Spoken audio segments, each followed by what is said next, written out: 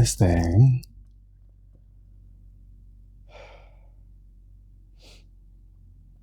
All right, let's see what we got here.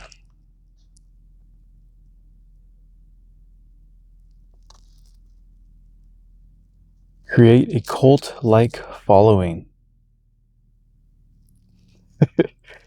Having a large following opens up all sorts of possibilities for deception. Not only will your followers worship you, they will defend you from your enemies and will voluntarily take on the work of enticing others to join your fledgling cult. This kind of power will lift you to another realm. You will no longer have to struggle or use subterfuge to enforce your will. You are adored and can do no wrong. You might think it's a gargantuan task to create such a following, but in fact it is fairly simple. As humans, we have a desperate need to believe in something, anything. This makes us eminently gullible. We simply cannot endure long periods of doubt or the emptiness that comes from a lack of something to believe in. Dangle in front of us some new cause, elixir, get-rich-quick scheme, or the latest technological trend or art movement, and we leap as one from the water to take the bait. Daily law. People have an overwhelming desire to believe in something. Become the focal point of such desire by offering them a cause, a new faith to follow. In the absence of organized religion and grand causes, your new belief system will bring you untold power. Yep. I know all about that. I fell into that this is funny enough, I'm coming up on that point in my life story, which I'm constructing on my phone. Very interesting. And I'm just at the point where I'm starting to look into volunteering at animal rescues. And it just so happened that animal rescue I got involved in was very niche, I think is the word, niche. Because what they specialized in was spreading word and awareness about animal abuse, and they did it under the guise of compassion for animals. And it was very interesting because prior to joining this facility, I had an experience of my own which led me to even start to look into this volunteer aspect of my life. And it was because my mom's dog. I just told this story on my little life journey I'm writing. So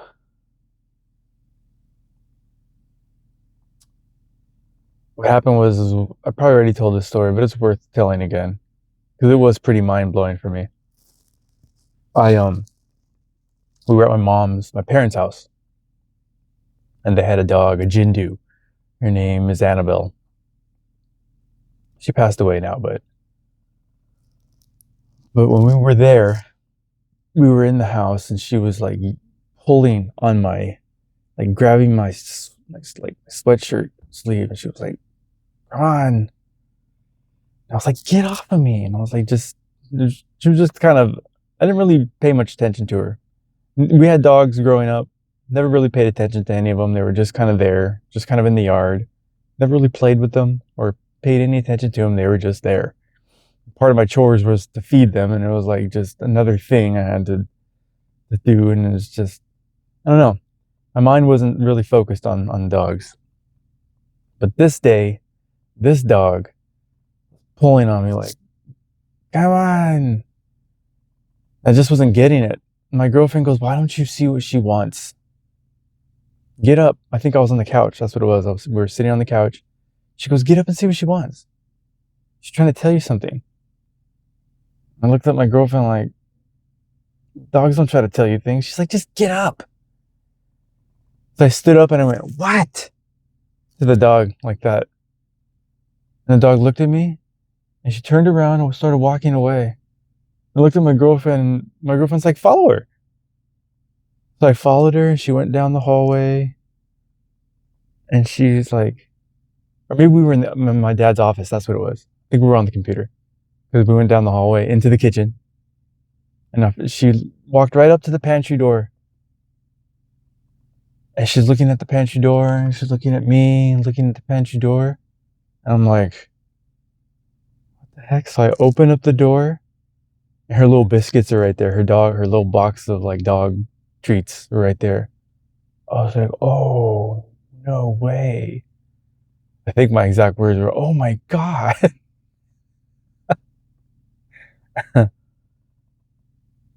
And it blew my mind. I was like, she was trying to tell me to come give her a snack. And right there, I was like, holy crap. I was like, they have like thoughts and stuff going on in their head, like just like us. And then the preceding thought after that was, oh man, and we're eating animals, and all these animals have thoughts just like us. Like they're no different from us. We're eating them. That whole crisis of consciousness, I guess it's called. And then I left that day and like just like deep in thought. My girlfriend could tell I was like, it hit me hard. So that's when she suggested like, you should go like volunteer at animal rescue. There's like a couple rescues up and down the boulevard near where we live. You could check it out and see if they let us walk dogs. So we did. And not soon after that, like it was like very soon after that, I became like vegan. I was like, I can't eat animals anymore. I don't want to have anything to do with eating animals. Like hardcore vegan. I didn't wear leather. I was the kind of person that read every ingredients on the back of a food package just to make sure there was nothing in it. Always looking for that little vegan symbol. I was like that for years. But that's how hard that hit me. So then years later, I'm starting to volunteer at animal rescues, and I find one that we really became a part of. We were there for years. It ended up dissolving after a period of time because I wasn't involved in the back end. I ended up becoming it was a glorified title, and I didn't even really want it. It's just what they gave me, because it was like facility manager is what I guess they called me, but really I didn't enjoy it because it took me away from the animals and it put me in charge of like managing people, and that's furthest away from what I wanted to do. I was solely focused on the dogs. So that's what kind of ruined it for me. I ended up not even being inside the facility anymore. I would just take dogs for walks. Like, I don't want to be in here with these people. But the weird part was like going back to that daily law is like create a cult like following, is like that's kind of like what this guy did with this rescue. It's like we started to see ourselves separate from everybody else because we were doing something a little bit different than everybody else. There's a lot of animal rescues, but they're just rescuing dogs. Maybe they'll pull them from, well, most of them pull them from animal shelters, from like the euthanasia list, or maybe they'll just have some sort of in with somebody who has access to a lot of dogs. I don't really know. But ours was like, our dogs are coming from overseas. Our dogs are coming from Asia. Our dogs are coming from a place where they eat dogs. We're different. We're special. We're better. We kind of all had that mentality. And it wasn't until after we left that place that I really looked back at it like, man, that place kind of became like a little bit of a cult. And even veganism itself, the whole vegan sphere of society, they see themselves as a little bit different and a little bit better and a little bit above the rest of society because we do it for the animals. That's the whole thing. But really what they're doing is they're doing it for themselves, because it gives them a little air of superiority over the rest of the normies as people tend to see them. So I know all about this little cult-like following that can happen. And it's funny because me and my girlfriend were such a staple at this rescue. Like every volunteer knew us. Every person that came there knew us because we were there the most. We were there every single day. Took no days off. We were hardcore about what we did. Because we meant it. We were all about rehabilitating the dogs. It seemed like a lot of people showed up just because it was like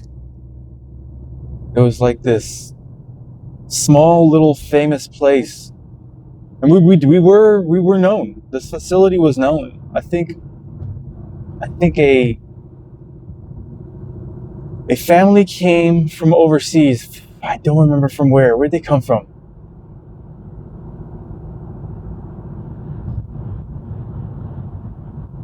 I want to... Man, my memory's not the best. I want to say they came from England. Maybe? Australia? No, England. One of those. They came from another country.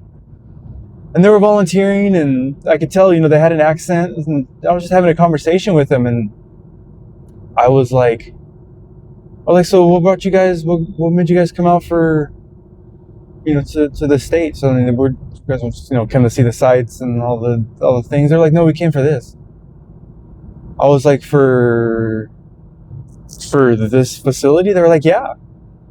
We came here to visit the facility. I was like, that's when in my mind I was like, holy crap. This place is known globally. This is kind of wild. And I knew we were kind of, I hate to use the word famous. We were becoming known. I knew this. And I knew there were certain celebrities that were involved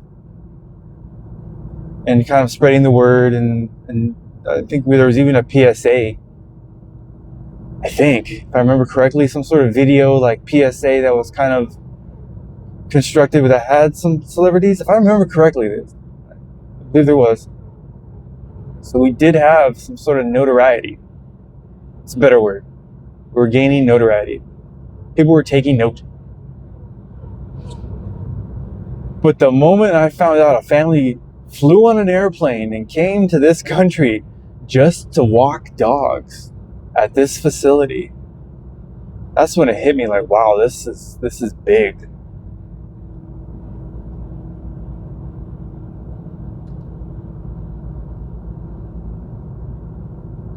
But yeah, when you become kind of part of something like that, it does take on this air of like this little culty kind of aspect. And it's funny, this page came up because I was talking to my dad over text about, I hate using, about the president, just say that. And his little 4-letter acronym that he uses to describe his followers. And this little acronym, I was in my mind, for the whole day yesterday, I kept having in my mind the idea that when before it became an acronym, it was a slogan, it was a phrase that he ran on. And he didn't coin the phrase. Other presidents had said it in the past. I've even seen it in a montage of other presidents, Barack Obama, and just other presidents in the past saying the phrase, make America great again. I don't want to say the acronym because I hate the acronym.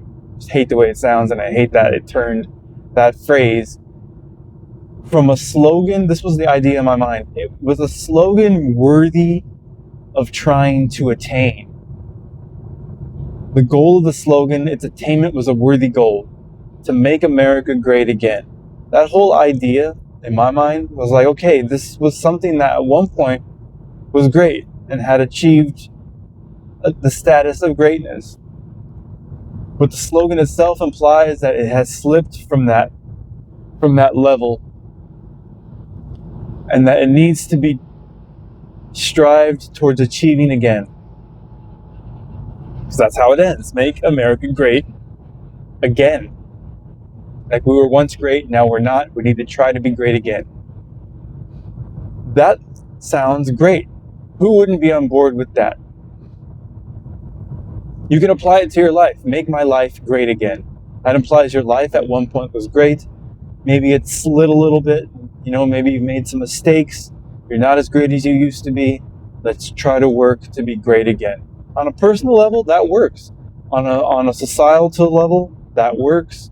As a nation, that's a worthy goal to strive towards. But once it became an acronym, once it became MAGA, then it went from being a slogan worthy of trying to attain to a group. It's no longer a slogan, now it's a group of people. That's when it became a cult. That's what I was telling my dad. I was like, that little acronym, that's a cult. It has all the earmarks of a cult. It checks every box. You're either in or you're out. There's a us against them dynamic. There's like this mental air of superiority over the rest who aren't in the group.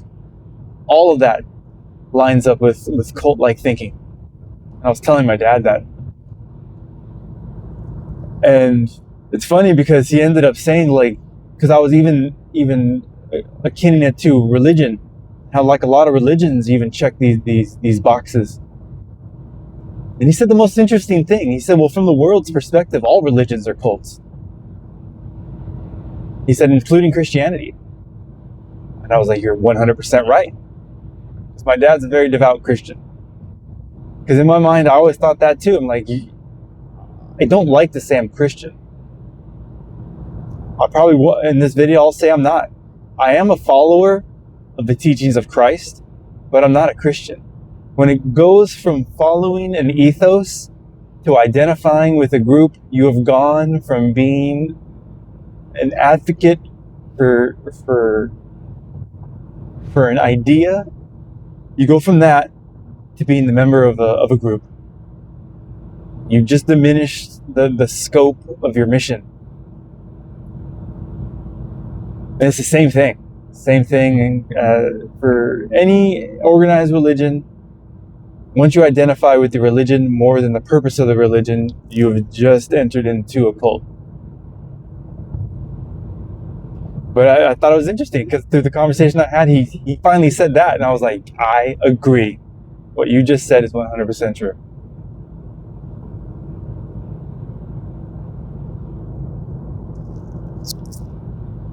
So watch out what you get involved with. Keep the idea of the idea and the grand goal in mind, because the goal is bigger than the group. But once you minimize your thinking down to the size of the group, you just slip down into a cult.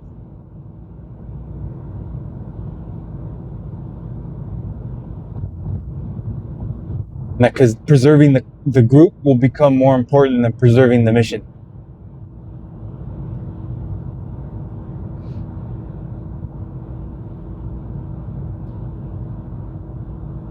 So that's what I got out of that page. Aside from that, I'm really interested in constructing my life story.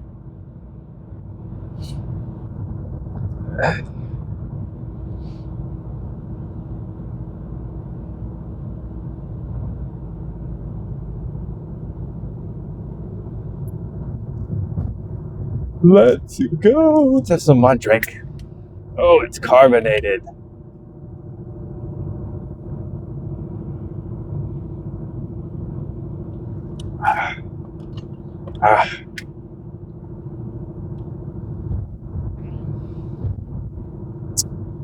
But yeah, I had that thought all day yesterday. And it's funny how quickly that can happen. Because it seems like all the people that were for the idea of making America great again, who aren't for that wretched acronym, they're the ones that identify with and it's still a group, they're still trying to turn that into a group. The people who are for America first. See, when it's a slogan, when it's a thought and an idea, for America first, it's like taking care of your own home first before you try and take care of other people's homes. Try and get your life in order. That's what they tell people. Try and get your life in order first before you attempt to try and help somebody get theirs in order. The blind leading the blind will eventually, they'll both walk into a ditch.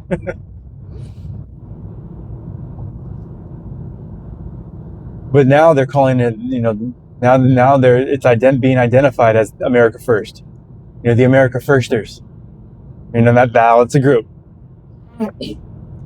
Now that I'm catching on to this, it's like you start to see it everywhere.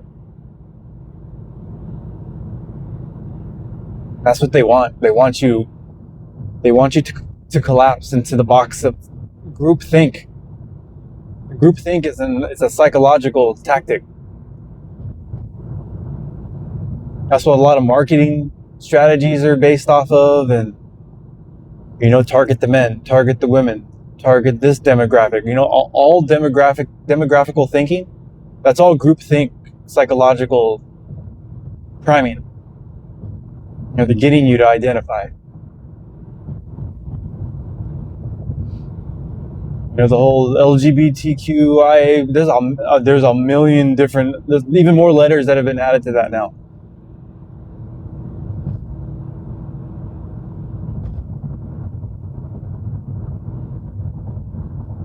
That whole thing is a group thing.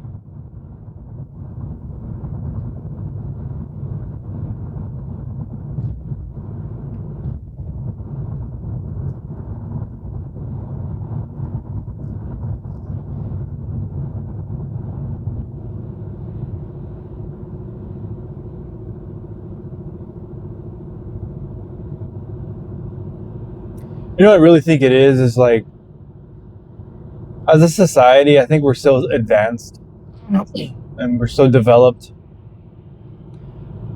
that, movements like the civil rights movement and, women's suffrage, these grand scheme movements, there's not very many avenues left to have those grand movements of societal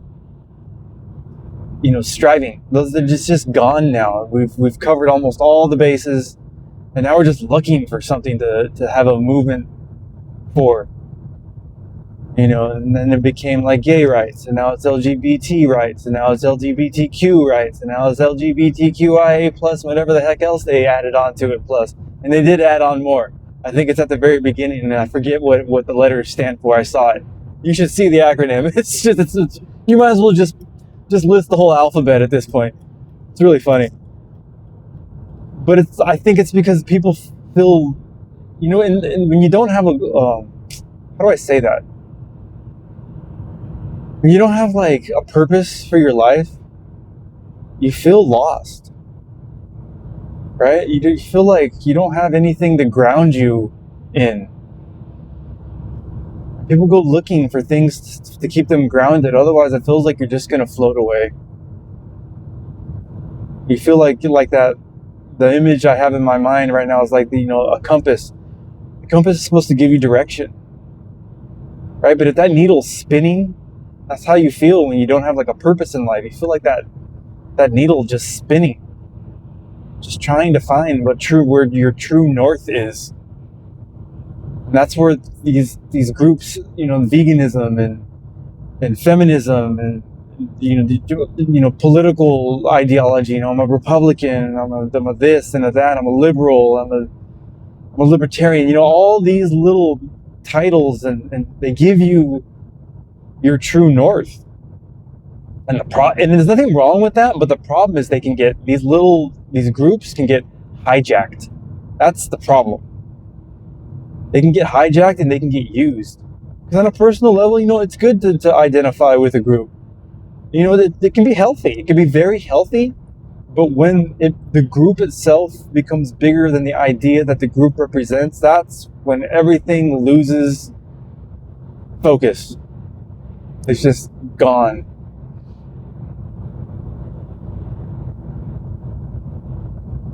And I can say all this because I fell into it. And now that I'm out of it and I can see it from the outside, I'm like, oh, I see how this works.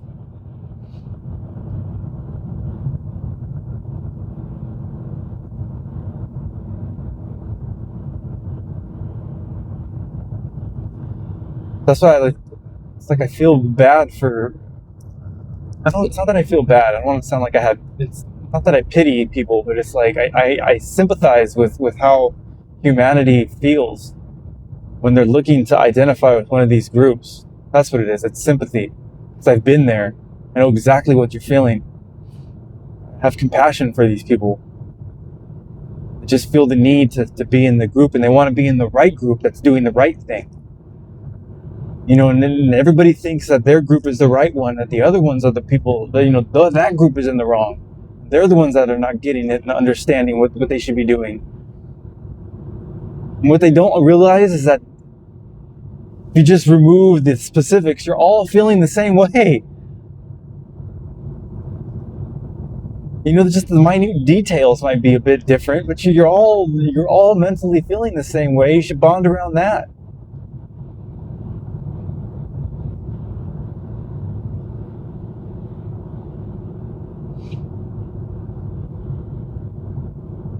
It was a lot easier in the past to not deal with this, because before we were so advanced and our every need was pretty much taken care of with the snap of a finger. Any need's taken care of. You have food in an instant. There's so much money to go around. Poor people, the homeless, they have no problem generating money just from, hey man, having a hard time, you have a couple bucks to spare. People will hand out money easy. It's no problem. I've given $5, $10. I've given, I think, $20 to a person, just out of generosity. Look, man, I've been there. I know what it's like here. And I know people, they're just going to go buy alcohol. So what? Whatever. That's their decision. It's their life. If it gives them a little bit of ease, fine. Have you ever slept on the street? No? Then I don't want to hear it. Don't judge. They'll buy food. They might buy other stuff too. Whatever. My point is, it's so easy to have this spare mental time to now dabble in like these little groups and causes. You didn't have time to do this in the past, man. You had to take care of your village. You had to go hunt for your food. You had to cultivate whatever if you even figured out how to cultivate like a little garden, you had to tend to that. Right? You had to make sure your little hut or whatever, it was like the rain's coming. You had to make sure that you had so many things on your mind. You didn't have time to think about the rights of others. You had to think about the needs of you. I think that's just what this is. It's an unintended consequence of an overdeveloped society. That's what it seems like to me. We just had too much free time on our hands mentally.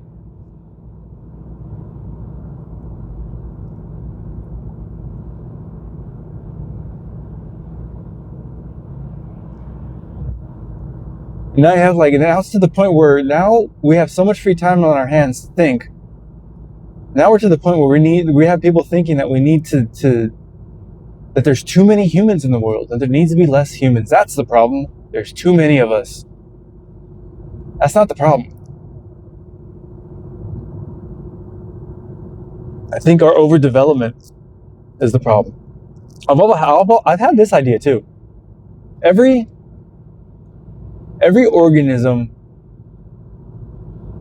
falls into the law of rhythm. The law of rhythm is one of the 7 Hermetic principles. And the way it is explained is everything goes through cycles. There's birth, there's growth, it reaches the apex of the growth, and then it starts to decay, and then from decay it goes down into death. This is for everything. This is for humans. This is for anything that's constructed. Like even this freeway the idea was born. That's the birth of the freeway. It goes into construction. That's the growth. It reaches its apex. That's where it's finished. And then that apex of the finished idea of the freeway is sustained for a while.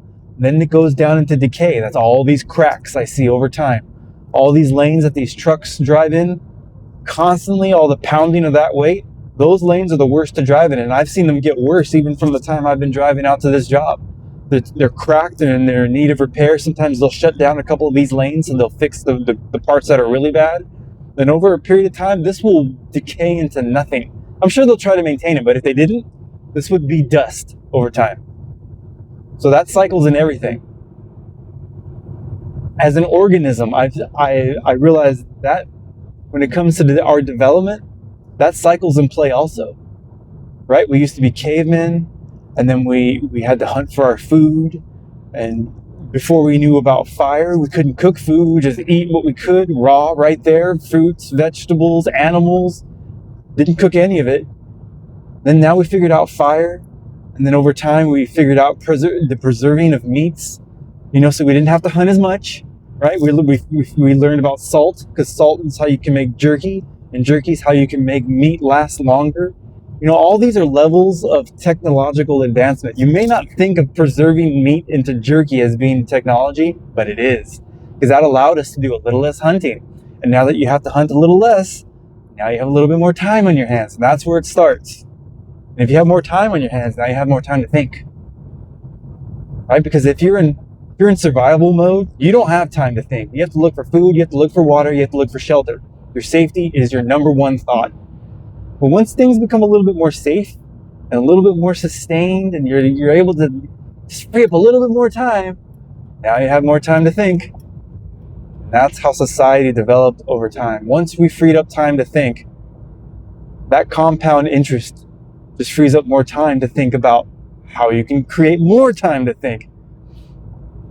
And that's where we got to where we are today. So I think we're pretty much at the apex of our development. Because now I'm starting to see mental rot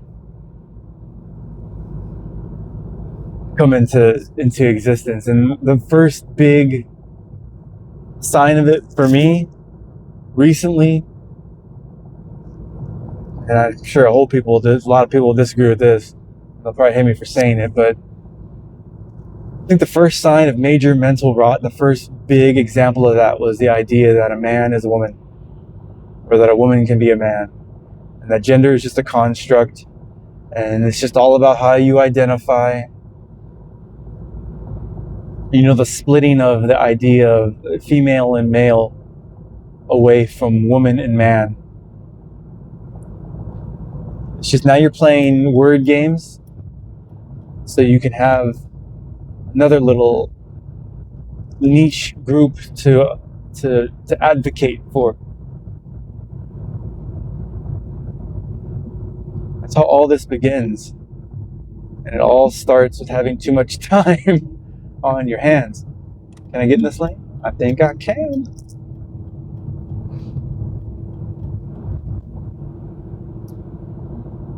Yep, that's what I see. So it's almost like how food spoils, and how plants grow, get strong, then wither and die. I think that's what humanity is starting to see, at least psychologically. I'm not saying like humanity is going to die away, but psychologically I think we're starting to spoil. That's why they say, like kids, they're spoiled. That's why they use that term. I think we've become spoiled mentally as a species.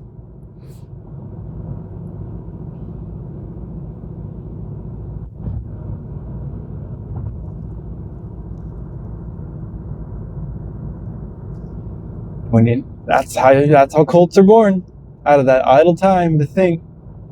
Just another group.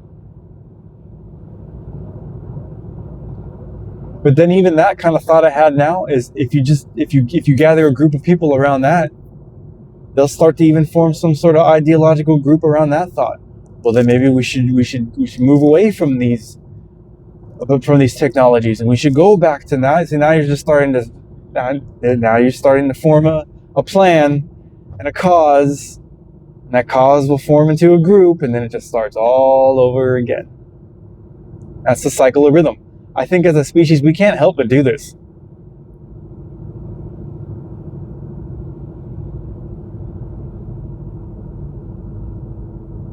Maybe it's just inborn. Like the very fact that you have to find a mate, you don't have to, but it's just innate. In order for the species to propagate, you have to mate and have offspring. And even that mating in itself becomes like a little group, right? The man, the woman, the child, the family itself becomes a group. That's the group you identify with. So maybe it's just something that's genetically in us. And maybe on that level, it is a good thing. But when it gets to these weird little, like, weird niche causes, right? The gays for Gaza. Like, you do know they throw those people off the roof, right? They are not fans of you. You're fans of them. That's fine. They're not fans of you. They wouldn't want you supporting them.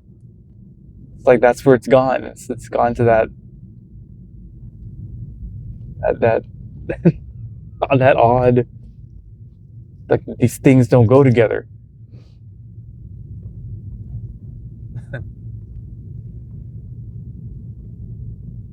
So those are my thoughts as I get to work. Those are interesting rims on that car.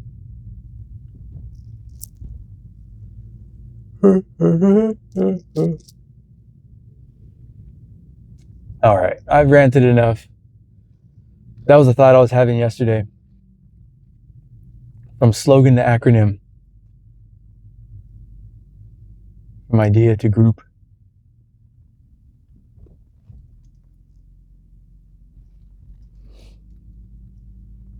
And it's funny that just happened to be the page I read today. Oh, somebody's in my spot. Who the heck are you? Boop. Boop.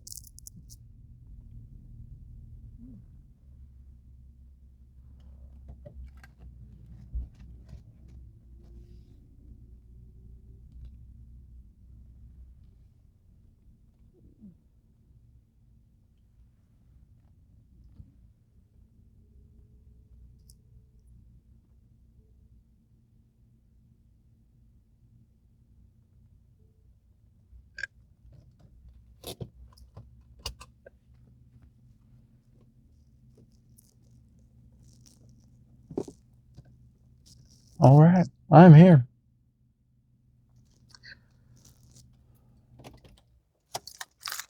So everybody have a great day. Keep an eye out. That's it. Good work.